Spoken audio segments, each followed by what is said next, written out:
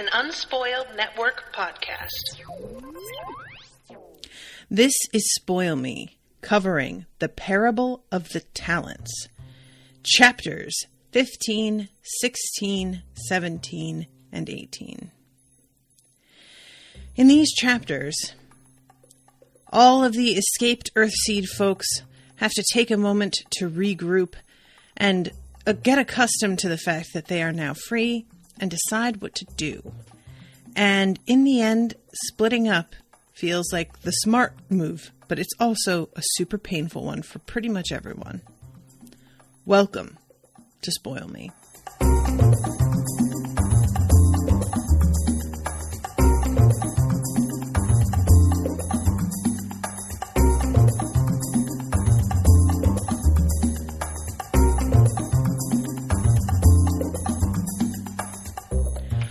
Welcome to the show, everyone. I am Natasha.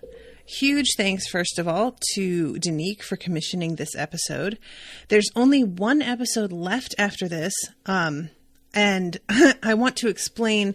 So, Danique paid for this book up front, and we went by the number of pages and divided it up into the number of chapters, or the number of sections that it would likely wind up being. It was about, I think, 600 pages or something like this, so it wound up being whatever. It doesn't matter. But when I realized that this and the next episode were meant to be the last episodes of the book, and I looked at how many pages were left, there were well over 120 pages remaining. So because I had already worked out this deal, I had to overread this time, and I will overread next time in order to make sure that the book fits within the parameters.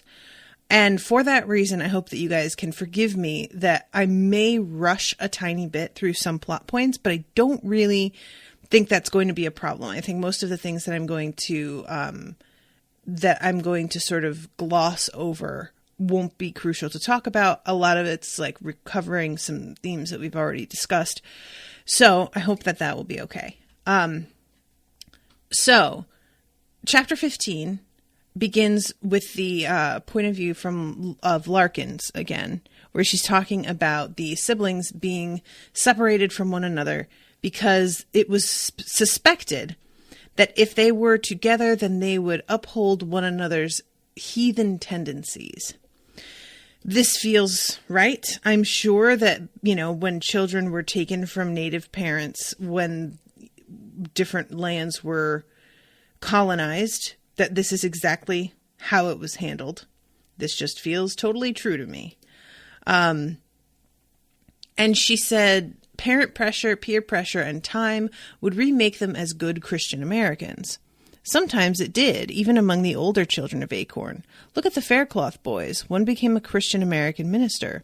The other rejected Christian America completely, and sometimes the division was utterly destructive. Some of us died of it. Ramon Figueroa Castro committed suicide because, according to one of his foster brothers, he was too stubborn to try to fit in and forget about his sinful past. So just like, this is a child, a literal child, who decides to commit suicide because life has become so unbearable. It's dark, man. Even people who would never beat or burn another person could treat suddenly orphaned or abducted children with cold, self-righteous cruelty. That, for me, is the thing that rang the most true, is that you don't need to be violent in order to perpetuate violence. I think a lot of folks think if they themselves don't raise a hand to somebody, that somehow makes them like morally superior. And you don't have to actually perpetuate the physical violence yourself in order to be perpetuating it as a whole. And that's part of what really gets me angry. Especially nowadays, there's a lot of talk about like being like, how we've forgotten civility and that we need to treat one another better. And while I understand like the goal of discussing things and managing to find solutions without violence sounds ideal, I frequently see it actually being used as a smokescreen to sort of, how to word this, so that people can protest that their hands are clean and thus make themselves feel better about a situation. And they are aware that other people are out there getting their hands dirty, but they are willing to allow that as long as they themselves are not the ones doing it. And that becomes a big theme in this section. That is something that we wind up running into Marc, and that's going on with him for sure. So we will talk about this in a bit. And Larkin talks about how her mother instructed everybody to give in, don't struggle, watch them and collect information and pool it to use against them. And she thinks about how helpful it probably would have been to them as children to have somebody to advise them to do this. And they didn't. And so everything just wound up being so much more painful and difficult than it otherwise might be. Christian America had begun by trying to help and heal as well as convert. Long before Jarrett was elected president, his church had begun to rescue children. But in those early days, they only rescued kids who really needed help. Along the Gulf Coast, where Jarrett began his work, there were several Christian America children's homes that were over a decade old by 2032. These homes collected street orphans, fed them, cared for them, and raised them to be the bulwark of Christian America. Only later did the fanatics take over and begin stealing the children of heathens and doing terrible harm. In preparation for this book, and I found that really interesting that she says that. So she's writing this like, it's not a journal entry. It's not reflection. It's something that she is planning to publish. I spoke with several people who were raised in CA children's homes. What they told me reminded me of my own life at the Alexanders. They were not meant to be cruel. There were no collars except as punishment for older children, and only after warnings and lesser punishments had failed. The homes weren't kept by sadists or perverts, but by people who deeply believed in what they were doing, or at least by workers who wanted very much to please their employers and keep their jobs. They wanted the required lessons learned, tests passed. They wanted peace. And she describes how the reward that she got for completing her tests, doing well, was being left alone. That she was able to go off and read, be alone in the yard, and not have to endure them either talking about how better their dead daughter is than her. Madison took a break from trying to get his sweaty hands under my dress. Ugh. I love it. She's like, they weren't run by perverts, but then she talks about this. I'm like, I mean, I guess he isn't actually raping you, so that's like slightly better, but like, Jesus, the bar is so low. And she talks about reading all of these Christian stories and all of these people who did these great deeds, and that of course this influenced her so that she wanted to do great deeds as well. And she said that it was a sort of a weird thing to want to do great things, but at the same time want to go through life unnoticed, because being noticed in this world is not good for you. Like, this isn't something you want to be able to make it through to the other side without being harassed or seen as like an opportunity for somebody else. And the best way to do that is keep your head down and keep yourself to yourself. And so it, you know, that's the danger of wanting, of being in a world where you are helpless and can be commoditized. You shrink yourself in order to make it easier to live. And that rings really true to me. Just like even now, you know, a lot of women find themselves having to do this, especially because when we are the full expression of ourselves, we are seen as threatening, especially Black women. Like, it's just real. There are a couple of friends that I have right now who are working in office settings, and they have both been, for very like comments that it wouldn't even occur to me somebody could find offensive, they have been spoken to by somebody who claims that another woman said that they were being harassed or something. And it's like these white women are just out here just making life miserable if you are not white, because they automatically feel more threatened by you simply because you're black. And that makes them change every aspect of what you say in their minds. And they just, it's a, yeah. So I feel for Larkin, especially like there is a detail about Larkin being darker skinned. Her parents are both black, like her foster parents, but they are lighter skinned black. And they like, I hadn't realized this when I was younger, that lighter skin was considered like, desirable in the black community. It was a really weird thing for me when I found out, because like I always was really like admiring of non-white beauty. And it usually tended towards me being admiring specifically of Hispanic women, because I was Hispanic and I saw myself in them. And so I wanted to embody that a little bit more. But with black women, I always was most entranced by women with darker skin and really like distinctive features. And I remember one time, my mother saying something about a model in some magazine, and it was a black man, and asking me if I thought he was cute. And he was one of those very light-skinned models that has pretty much Caucasian features, really. And I was like, no, he kind of looks almost white. I don't know. So when I found out that having mostly Caucasian features and lighter skin was considered sort of like a status symbol isn't the right word, but it was preferable. It was desirable. I was baffled by that. I really was like, I didn't understand it. And because I didn't understand white supremacy, I didn't understand what was behind that. You know, for me, the aesthetic of white features was not something that I liked. And I didn't understand why anybody would gravitate towards that.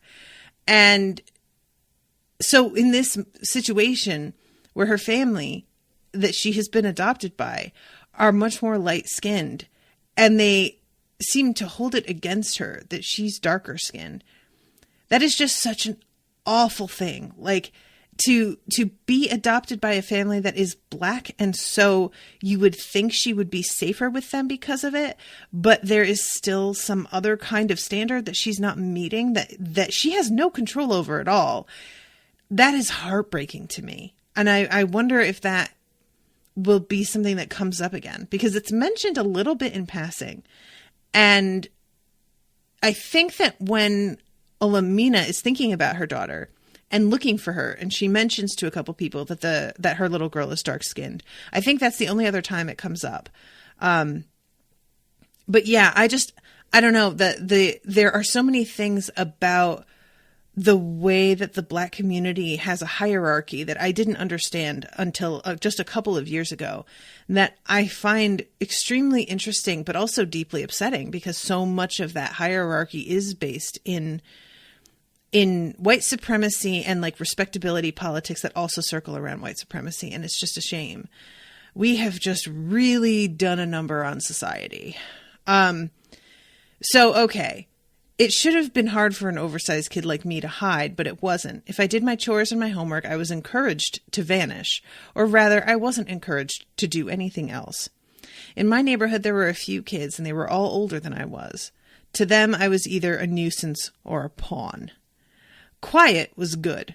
Questioning was bad. Children should be seen and not heard. If there was any brutality in the way I was raised, that was it. Stupid faith was good. Thinking and questioning were bad. Yeah. Yeah, that's... I've talked enough, I think, about growing up with my father, who was such a fundamentalist, and he absolutely did not appreciate when I asked questions.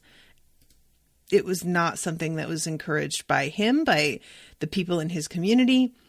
And I was often told that they would come, like, circle back around and ask the question later, or they would, like, answer it later, and they never did. And I noticed that they didn't. It wasn't like they succeeded in making me forget about it. It was just that I realized, like, oh, they don't want to have this conversation. Well, because, like, I am an arguer. That's, like, my favorite thing to do.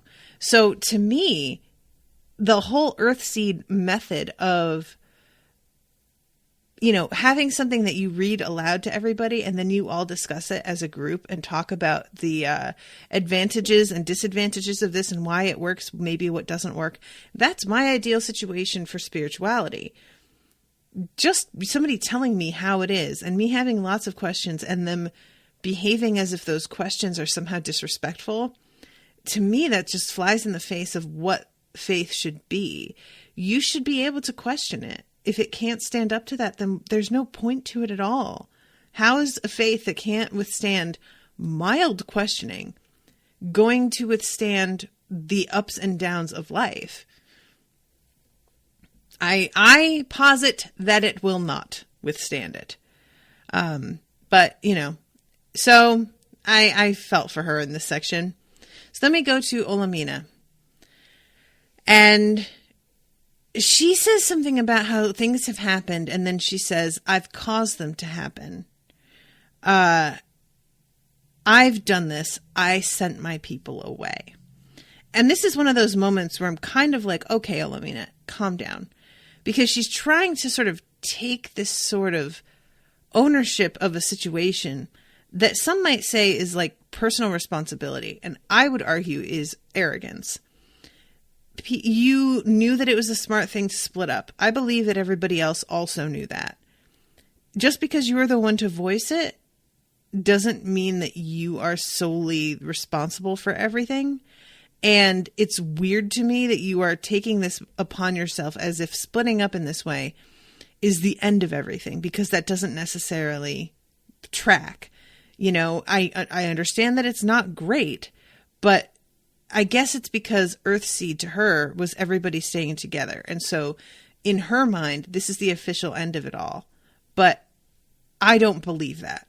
I just don't. So it was hard for me to really like understand her mindset here. So she talks about how they like gathered up in this cave.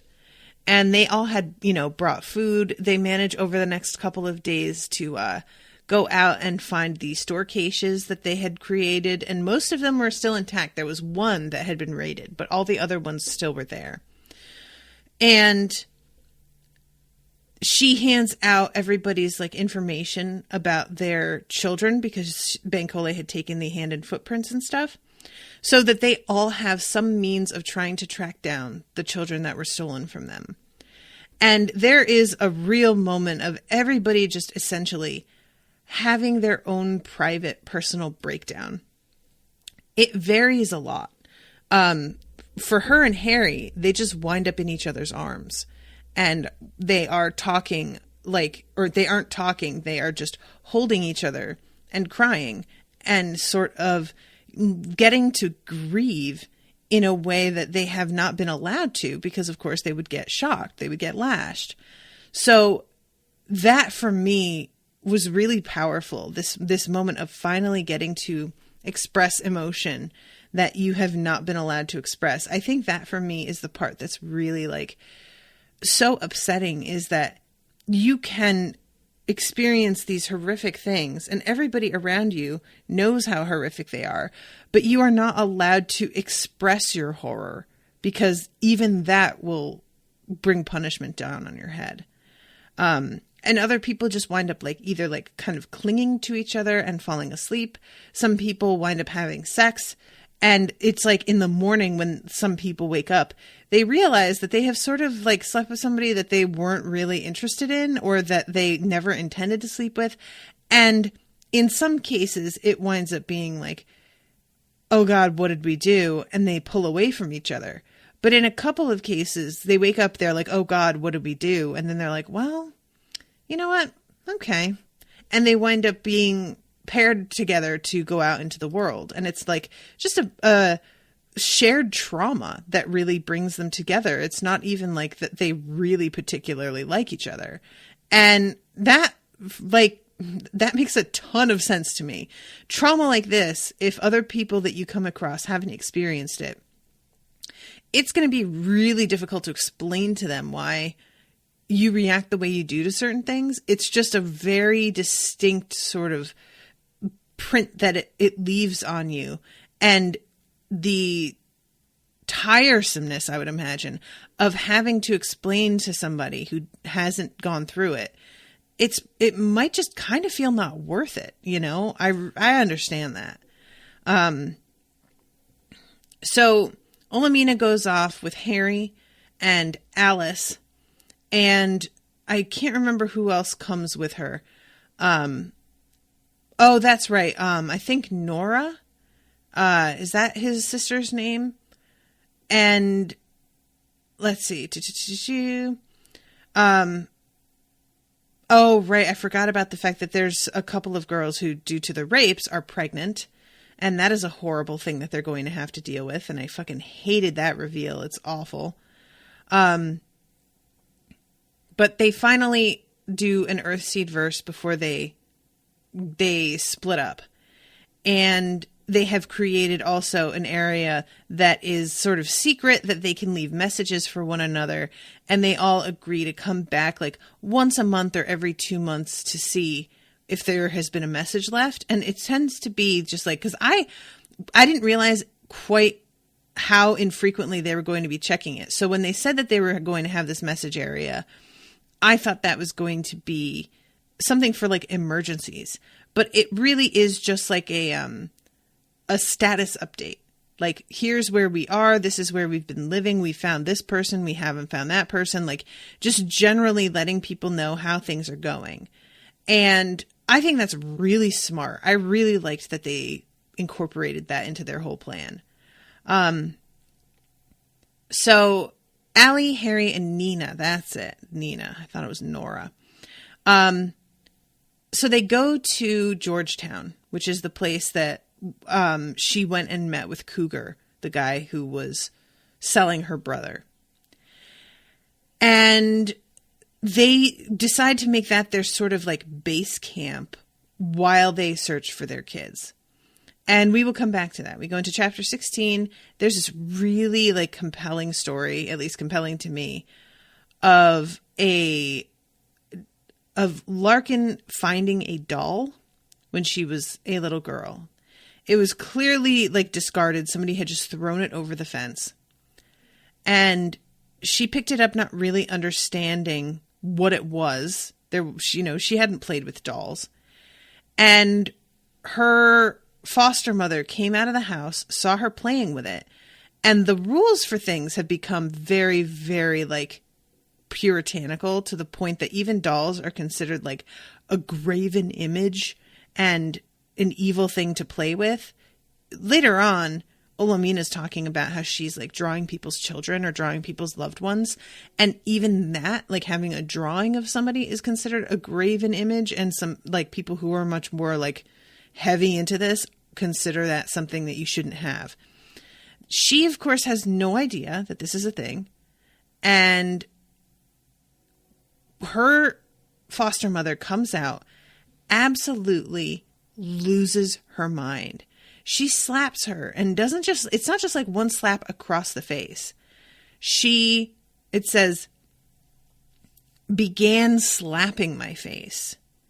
And so, this is something that you can see her, in my mind's eye, I see her like recoiling as this woman continues to pursue her and slap her multiple times while continuing to scream at her. And this little girl has no idea what she did wrong. And she takes it from her and burns it and talks to her as she's burning it about how this is like the fires of hell, and makes her hold it in her hands, this melted, creepy fucking doll that's still hot. And she starts crying again because it's hot and it hurts. And this foster mother is screaming at her that if, you know, if she thinks this hurts, imagine what it's going to be like when she's in hell. Like, it's really something. Years later, when I was a grown woman, the small daughter of a friend showed me her doll. I managed to stand up quickly and get out of the house. I didn't scream or thrust the doll away. I just ran. I panicked at the sight of a little girl's doll. Real panic. I had to think and remember for a long time before I understood why. Yeah, that's the thing that I find the most upsetting of that story, to be honest. All of that, the treatment of this doll, the treatment of this little girl, that feels like shit that could easily have happened in the community that I grew up in. Really easily. But the fact that she was 3 years old, this sort of treatment would have been reserved for 10 and up. And this is such an early memory for her that she doesn't even actually really remember it. It's not at the top of her mind. It's just this this lizard brain response when she sees this doll. And for me, I just find that to be so sad that we have this programming in us that's deeper than we understand. And, you know, it takes time to even sit with it and understand why we are reacting the way we are. I just find that to be kind of rude. I don't like the fact that that psychology works that way. It just feels like if we don't really remember it, I just feel like we should be allowed to have a bit of a pass. I don't feel like that should, come on, give us a fucking break here. And she thinks about when Christian America held power over so many lives and all of the huge, terrible things that it did. But that isn't the part that she remembers. She remembers weird, small things like this that fucked up people's individual lives in these really specific ways that it's impossible to sort of get away from. And that, I mean, it makes total sense that when you grew up in this as a child, that's the part that would really make an impression on you. So then we go into Olamina's chapter again, and she is talking about how they have finally found Justin Gilchrist, Allie's son. And it's a really touching moment because she has such jealousy over the fact that Allie's son has been returned to her. And she is happy for Allie and obviously overwhelmed with gratitude that they are able to give Allie something, because Allie has had, her memory is permanently damaged from the lashings. It's come back, some of it, but it remains unclear if all of it will ever come back. And her lover was killed in front of her via torture. This is a woman who has lost a lot. So I know that it meant a lot to Olamina to be able to be like, hey, we found your son. He's still alive. He's okay. But it's still really difficult for Olamina to sort of see the reunion between the two of them and not feel bitterness in a way about it. Sometimes there's a line in Sex and the City, the opening of an episode, that goes, let's face it, sometimes there is nothing harder in life than being happy for somebody else. That is the truest shit. And while I do believe in Olamina that she is really genuinely happy, it has to kill her. And I think it's really interesting, and I mentioned this before, Larkin's point of view when she's writing her entries regarding her mother and the way that her mother approached Earthseed and life in general, she often has talked about feeling like maybe her mother didn't really want her, or that Earthseed came first before everything else. And I really am eager to see if they ever actually meet again, because there's a feeling that I have that this is coming from somewhere else. It's not in the writings in the way that she talks about it that supports what her assertions here. I don't feel anyway. I feel like she has her own baggage, and that is informing the way that she sees what her mother has done or is doing. But I don't necessarily think that what she thinks is evidence is actually that. And this section is all about how much Olamina wants to find her daughter, is desperate to find her daughter, misses her daughter so much. And Larkin doesn't really comment on any of this. She was very quick to comment on the fact that Olamina doesn't really talk about her pregnancy very much, and says something about how her mother just kind of ignored being pregnant. And that seems to be true in her journaling. That makes sense to me that she would see it that way. But here comes this whole section about her wanting so much and trying so desperately to find these kids. And Larkin just doesn't really seem impressed by it or moved by it at all. And I find that extremely interesting, because it feels to me that she is only really taking note of things her mother does or says that support her, like, viewpoint of who her mother was already. And anything outside of that, she's just sort of acting like she didn't see that shit, you know? Larkin, maybe you just want to have somebody to blame for what happened to you, and I'm not mad at you over that. Like, I'm really not. But I do resent, I mean, your mother was as much of a victim as anybody. And so to sort of like predicate a lot on it being her choice in different situations, I feel is dishonest. And I feel like she's, I don't know. There has to be more that I will see later that makes this make more sense.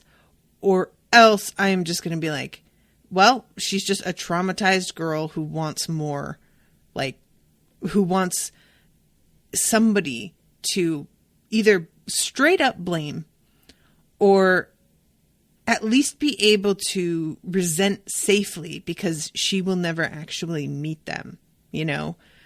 So anyway, this reunion with Justin, it's a really sweet moment, because there's even this point this was killing me. She says that they burned because he meets up with Olamina first. She's the one who spots him, and he's asking her what happened. He asks about the doctor, her husband, and she has to tell him that he's dead. And she says something about how they burned what was left of Acorn, and he says, "You burned it?" "Yes, we couldn't stay there. We would have been caught and collared again or killed. So we took what we could carry and we burned the rest. Why should they be able to steal and use it? We burned it." He drew back from me a little, and I was afraid I was scaring him. He was a tough little kid, but he had been through a lot. I felt ashamed of letting my feelings show more than I should have. Then he came close and whispered, "Did you kill them?" So I hadn't been scaring him. The look on his thin, battered face was intense and angry and far more full of hate than a child's face should have been. I just nodded. "The ones who hurt my mother, did you kill them too?" "Yes." "Good." And yeah, I really rather liked this, you know, this, like, she thinks that he's so delicate that he can't handle hearing about this rage, not considering that maybe he has that same fucking rage, you know. And it turns out he ran away from his foster family. They were like beating the hell out of him and locking him in the bathroom. And he finally just opened a window and ran off. And he was old enough that, like, the garbage they were trying to tell him about how his mother was like a sinful heathen, it was not jiving for him at all. He was just like, this does not sound right. This doesn't make any sense. I don't buy it. And got the fuck out of there. And she has to also explain to him about Allie's memory. And he says something about, like, how will she remember me? And she's like, "Oh, yeah." And that was so, like, can you imagine if she didn't remember him? How awful that would be. Oh, thank God she does. But yeah, she does remember him. And this is at least, like, one little bright spot for poor Allie. Ugh, brutal. Meanwhile, Nina has, like, fallen for one of the Georgetown owner's kids, Dolores's sons. And apparently Dolores doesn't exactly, like, approve of this, but the two of them are so immediately and so deeply into each other that she realizes there is no way she can express her disapproval without totally alienating her kids. So she just sort of lets it happen. And Olamina is kind of judgy about the fact that Nina doesn't want to go and find her little sisters that were taken away. She understands, she really does, about the fact that Nina wants to be somewhere stable and safe. But the fact that she is willing to let her sisters maybe go through what she went through, because they don't know that they've been settled with Christian families. They don't know. They know what Justin had happened to him, but they don't know if that's what happened to all of these kids. All they know is that they were taken away and they could be used for whatever purpose. So this, like, fate that she has abandoned her sisters to is unknown. And her fucking brother literally died in order to save her, was so overwhelmed with this need to save her that he ran away from a stable, prosperous living situation for her ass. But she can't do the same for her two little sisters. And Olamina just really side-eyes her a lot for that. She's like, I understand it on one level, but on the other, that is some shit. And it isn't that Nina doesn't care. She just doesn't think she can do anything to help them. I'm not Dan, she's told me more than once. Maybe it means I'm weak, but I can't help it. I can't do what he did. I can't. It's not fair to expect me to. He was a boy, almost a man. I just want to get married and be happy. She's 16. Her brother was only 15 when he rescued her and brought her to us. But as she says, she's not him. So then we go into 17. I wonder what my life would have been like if my mother had found me. I don't doubt that she would have stolen me from the Alexanders, but then what? How long would it have been before she put me aside for Earthseed, her other kid? Earthseed was never long out of her thoughts. And this is what I mean. She talks about how she was her mother's weakness because she couldn't help her. Earthseed was her strength. No wonder it was her favorite. Where are you getting this? Is there evidence for this, or are you just angry? And it's just, I don't know. This points to, though, that they either don't see each other again, or they don't see each other soon enough for it to have an effect on the way that she grew up. So that's a painful thing to kind of know at this point in the story, that Olamina is out here in this desperation trying to find her daughter, and we know that that's just not going to happen. So finally, Olamina leaves. Harry left before her, and he has this idea that he's going to go to this other area where he's heard kids are being settled, and he is going to look for his kids here. Olamina is positive that they are nearby. She just doesn't see the sense of going off to this faraway area.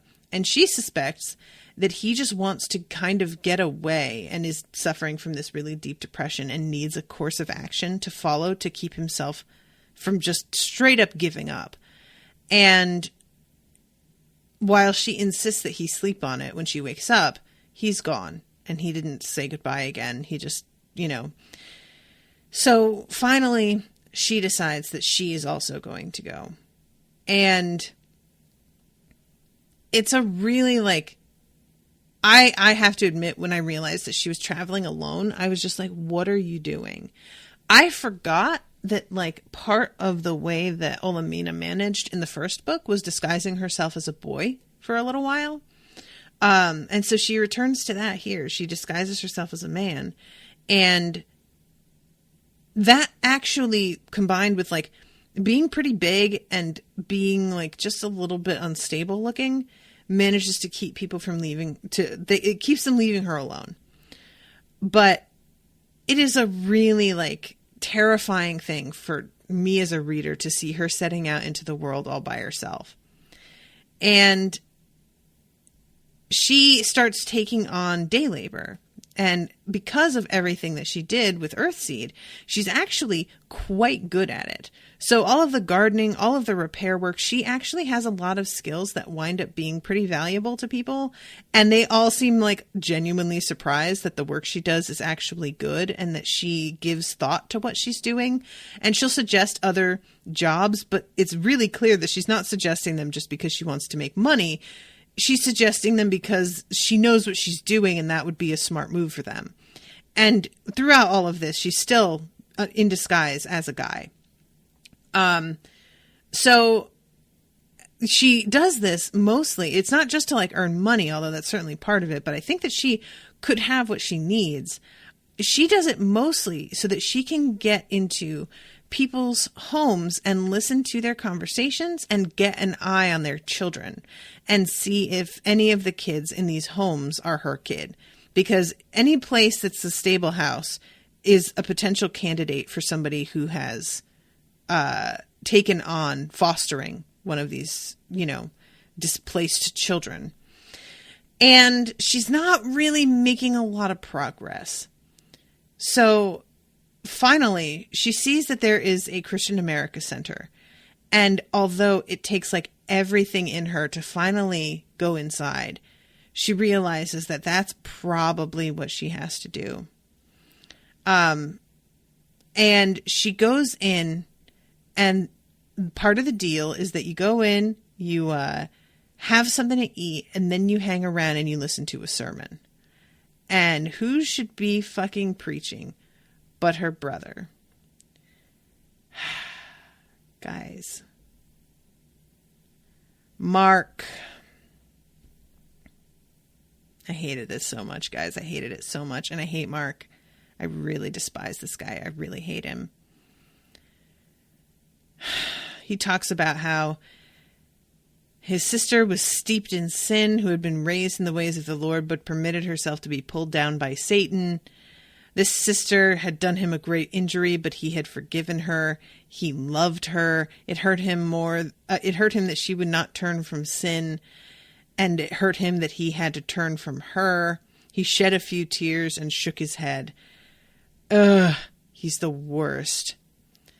And she's sitting there like, I don't think he knows what they're doing, right? Like, she's trying to decide, is he that desperate to be seen as important that he would be part of something that is abusing other people the way that he was abused? And she doesn't think so, but she can't really say for sure, which is a terrible place to be.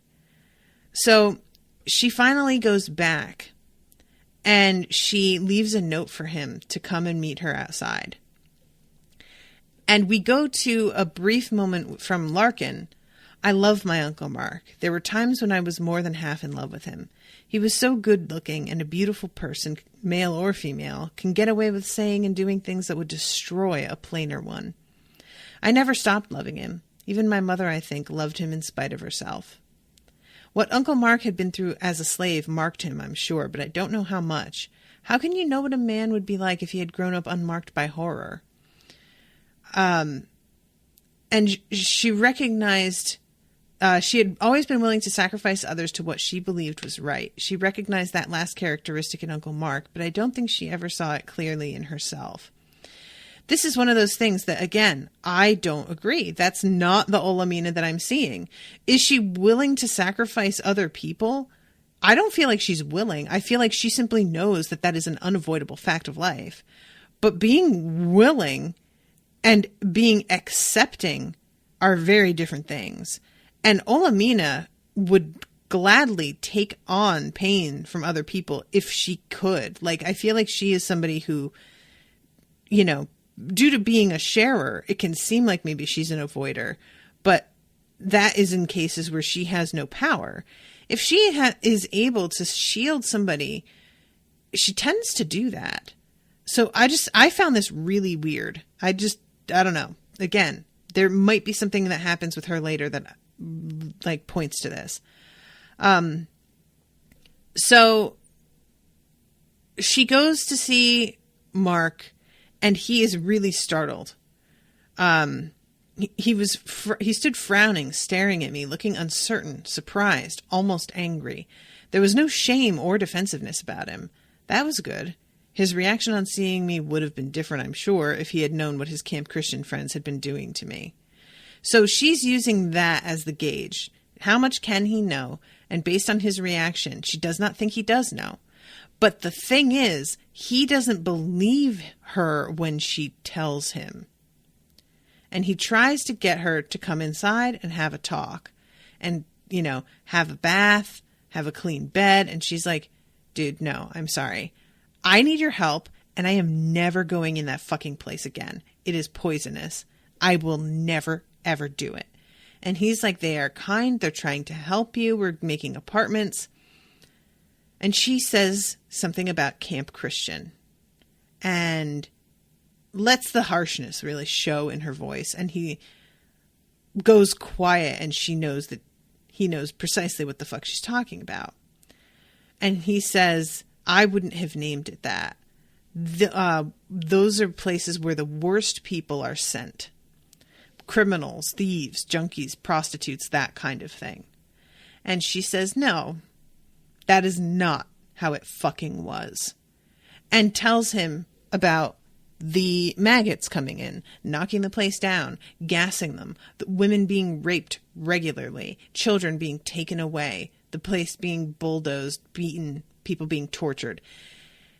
I don't believe you, he said at last. I don't believe any of this. I know these people. They wouldn't do what you're accusing them of. I don't believe you, he said. But he did believe. You're making some kind of mistake. Go and see for yourself, I repeated. Be careful how you ask questions. I don't want you to get in trouble. These are dangerous, vicious people. Go and see. And then he zeroes in on the fact that she was collared. And he asks questions about that in a way that I was certain he doesn't believe her, because he knows getting out of those collars is practically impossible. So he's trying to use the collar as a way to trip up her story. And she explains what happened to it. And when she says that they escaped and they killed everybody, again, he zeroes in on, oh, you killed people. And she says their names were Cougar, Mark. Every one of them was named Cougar. And he starts to just walk away from her, and she grabs his arm to pull him back because she's desperate for his help, and he turns around and hits her. I stumbled backward, more startled than hurt. Even when we were kids, he and I didn't hit each other. I never expected it, never saw it coming. I was afraid to go after him. In his present frame of mind, he might turn me in.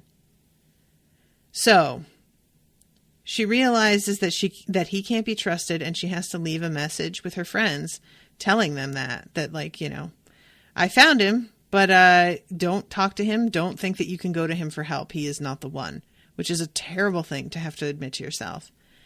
And there's a moment where, because she goes back to the Christian American Center to see Mark again and try and talk to him again. But because she went disguised as a guy last time, and she kind of thinks she drew too much attention, she goes as a woman, and she sees a couple of women get in this fight. And one of them had been going around provoking everybody, trying to steal from them all.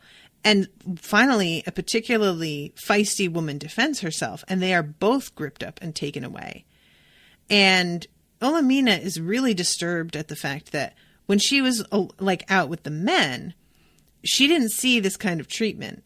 And the fact that this woman who had been provoking everybody, they saw her doing that, and they just let her and they, as soon as somebody decided to fight back, that was when they decided to, as she puts it, both victim and victimizer were treated as equally guilty. It bothered me even more that the women were not thrown out. They were taken away. Where? They didn't come back. No one I spoke to knew what had happened to them. Most troubling of all, I recognized one of the security men. He had been at Acorn. I had seen him take Adela Ortiz away to rape her. So this is, in particular, a very important detail for me, because it would be very easy, the way that Mark frames things later, He tries to act like everybody that he knows is outside of this whole thing. That the Camp Christian is a splinter faction of nut jobs that nobody agrees with, but they aren't his friends. It's not his people. And if we hadn't actually seen one of the people who was a guard ourselves, it would have been so very tempting to believe that, because you just want to. You don't want to believe that Mark has such bad judgment. You don't want to believe that he could be involved with people who are capable of this and not be aware that they are doing this. You just want to think that it's not the same people. And it's really telling that as a reader, I reacted that way, because just imagine how Mark is reacting. He doesn't want this to be true either. And when she finally, she goes and looks for Mark and somebody tells her that Mark is gone, she starts to just leave. And this dude comes at her outside with an envelope and tells her that the Reverend told her to give this to anyone tall and black and asking for him by name. And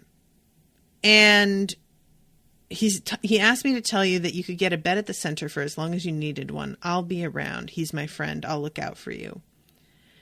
And she says no, but thank you.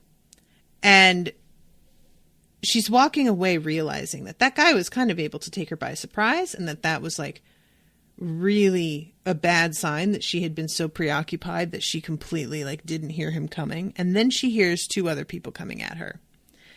And they try to steal her pack. They have a knife. Long story short, let's see. I twisted away from them both, dragged myself around a corner, and sat there. I was shaking with pain, gasping with it at last until it began to ease. One of the guys, he trips and falls over. And then the other one has a knife, once she backs away, sticking out from his breastbone. She killed him. I don't know that she necessarily intended to kill him, but she did. And the other one, I only hit one of them enough to trip him, but he seemed to recover without falling. Then he did fall. They were both down, one curled around his belly wound, the other making no sound at all except his rasping breathing. So I think that the first guy, she got him in the belly with the knife, pulled it out, and then got the other guy. So she realizes at this point that she can't hang around, that she was too, at least she's dressed like a woman when she does this, so that if anybody comes looking for her, they're going to mention that specifically. But the fact that she had a talk with one of the Christian Americans outside right before this occurred, that makes me feel like there's definitely a target on her back here. There's no way this isn't going to, I am really, really unhappy with this turn of events. I'm very worried about it. I'm not going to lie. And she goes and gets her stuff because she feels like, I just have to leave. There's no way. There was nothing left but the fear. I got my things together as fast as I could, stuffed them into my pack, and headed out of town. Maybe I didn't have to leave. Maybe the tramp who had been living in the old man's garage would never be connected with the two dead or soon-to-be dead men on the street nearby. Maybe. But I would not risk a collar, so I ran. And she finally reads the note from Mark. Oh, guys, I can't tell you. I was so irritated. I'm sorry I hit you. Really sorry. I hope I didn't hurt you too much. It's just that I couldn't stand to lose everything again. I just couldn't. That keeps happening to me. Mom and Dad, the Durans, and even Acorn, where I thought maybe I could stay. Guys, I have no sympathy. I want to have sympathy so bad, and he could have stayed at Acorn. It could easily have been that way for him. He ruined it for himself, but he's trying to act like it was taken from him. And that is simply not what fucking happened. And the fact that we have Larkin writing about how much she loves Mark and how she always loved him. When he pulls this kind of shit, I can't, guys. I can't deal with it. I can't do it. I do not trust Larkin's judgment. That's just where I come down on this. So yeah, I knew that what you were saying was wrong, and I was right. The people who do the kind of thing you described are a splinter group. And he says, the Crusaders are a kind of secret society, absolutely dedicated, and ruthless. They're courageous people, misguided, but courageous. Fuck you 1,000 times. I don't know where Larkin is. I'm sorry about that. You probably won't like this, but I think that if you really want to find your daughter, you should join us. Why not come back to where you belong? I have to warn you, the movement won't let you preach. They agree with St. Paul, let a woman learn in silence with all subjection. But suffer not a woman to teach, nor usurp authority over the man, but to be in silence. I'm enclosing a few hundred in hard currency. I wish I could give you more. I wish I could help you more. I do wish you well, whatever you decide to do. And again, I'm sorry, Mark. And that was that. There wasn't a word about him going to Portland. No explanation, no goodbye, no address. Why didn't he mention where he was going or that he was going? Did he think I wouldn't find out? Or was he just signaling me in a cold, deliberate way that he wanted no further contact with me? Was he saying, in effect, you're my sister and I have a duty to help you, so here's some advice and money. Too bad about your troubles, but I can't do any more. I've got to get on with my life. Yeah, that feels like what he's doing. I don't know. Maybe he's going off to investigate Camp Christian. But even if he did, it's, there's not going to be a lot of evidence left. And I'm also really like, God, there's so many parts of this that I want to like talk about and focus on, but I still have a little bit to go with his POV coming up. So let me just do that. Oh, you know what I want to ask though, is the hard currency thing, because at one point they mentioned like American dollars not being worth anything. So what exactly is hard currency? I'm very curious what that even means at this point. Like, what are they using for money? What does hard currency look like? So for a moment, I wondered whether I could join the enemy and find my child. Perhaps I could. Then I remembered the man I had seen at the center. Mark might be able to convince himself the Crusaders are outcast extremists, but I know better. Whether CA chooses to admit it or not, they and the Crusaders have members in common. How many? What are the real connections? What's going on? I don't know, and my brother doesn't want me to know. So, yeah. Oh, wait, no, I don't have more about his POV. Did I skip that somewhere? Oh, yeah, the beginning of 18. I began preaching when I was only a boy. I skipped over it by accident. I prayed for the sick, saw some of them healed under my hands. And I'm like, no, you didn't. Like, anything that Mark says, I'm not buying it. And they offered people safe emotional catharsis, a sense of community, a way to organize their desires. These things were important and necessary, but they weren't power. If the country was ever to be restored to greatness, it wasn't the little dollar a dozen preachers who would do it. Andrew Steele Jarrett understood this. Guys, I hate him so much. I hate the fact that he does not see what happened to him as a product of this man that he thinks is the solution. That guy created the situation that you're in, not the other way around. Like, what are you doing? He's so dense. He's just not smart. That's all there is to it. He's just not a smart person. I'm sorry. End of story. Okay. So yeah, that's the end of that section. One more.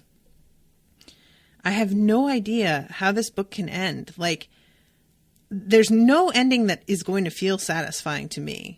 So I'm just very curious what Butler has decided, because I feel like she went into this knowing how she wanted it to end. And I know that there's a third book, if I'm not mistaken. I don't know if Danique's going to commission that one, but I just really there doesn't feel like any end to this that is hopeful is going to feel artificial. But anything that isn't hopeful is going to make me go, oh, why did you do this to me, Danique? So I don't know. I really don't. I'm curious to see where this goes. I'm going to wrap it up, but thank you guys very much for listening. I hope you're enjoying the episodes, and I will be seeing you again tomorrow with the final episode. Dun dun dun. Toodaloo, motherfuckers.